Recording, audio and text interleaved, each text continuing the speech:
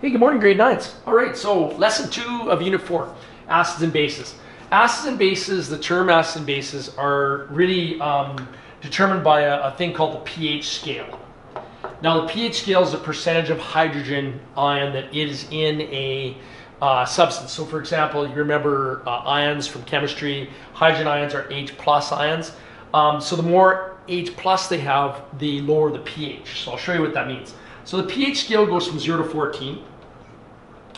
And what happens is, right in the middle is 7.0. This is considered to be actually neutral.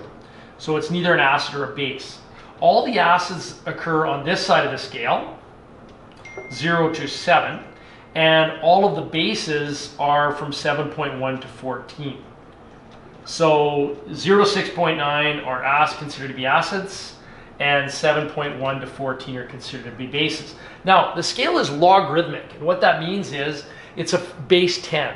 So the closer you get to 0, the more acidic things become, more acidic, and the closer to 14 that a substance is, the more basic or the more alkaline it is. These are also called alkalines. Alkaline, or alkalinity is basicity. So now, because it's a logarithmic scale of 10, what happens is when you go from a pH of 6 to a pH of 5, it's a 10 times stronger acid. So it's by 10 times. Then when you go down to from a 5 to a 4, it's 10 times more. So from a 6 to a 4 is actually 100 times stronger acid. And then when you go from a 4 to a 3, it's 10 times more. You go from a 2 or 3 to a 2, it's 10 times more.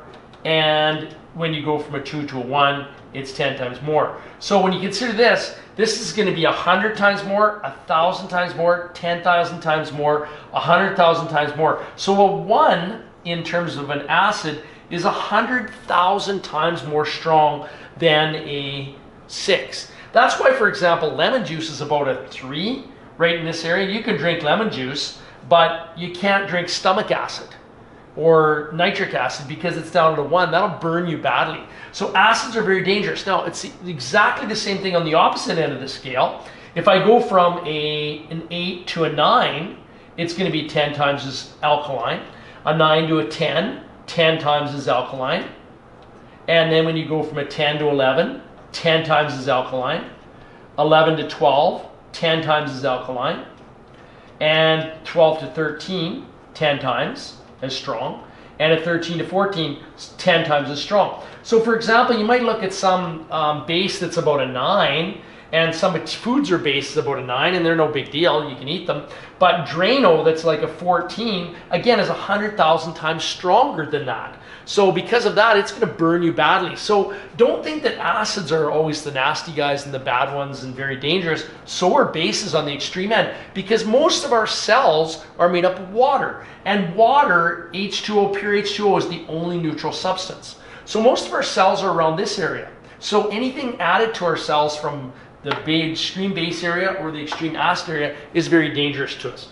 Now, the second thing I want to talk about are indicators. Now, indicators change colors in terms of acid or bases, and that's what this next lab is going to be, lab 1 is going to be based upon, are indicators. Some indicators we're going to look at, very common, are indicators like litmus paper. And litmus paper comes in terms of 2 varieties. It comes in terms of red and blue, and we'll look at the differences here this afternoon when I put the post lab. Also, we're going to look at indicators like bromthiamyl blue, which has got kind of a weird name. And even a weirder name and a weirder result is a thing called phenolphthalein, which we're going to look at here in a bit in the lab this afternoon too. So those are some common indicators. And the last one is a universal indicator called pH paper. And the nice thing about pH paper is it just doesn't turn a color in terms of an acid or bases generally. It changes the color and it tells you the exact pH of the substance. So it's very useful. Anyway, we'll talk about those this afternoon during the lab. So rock on.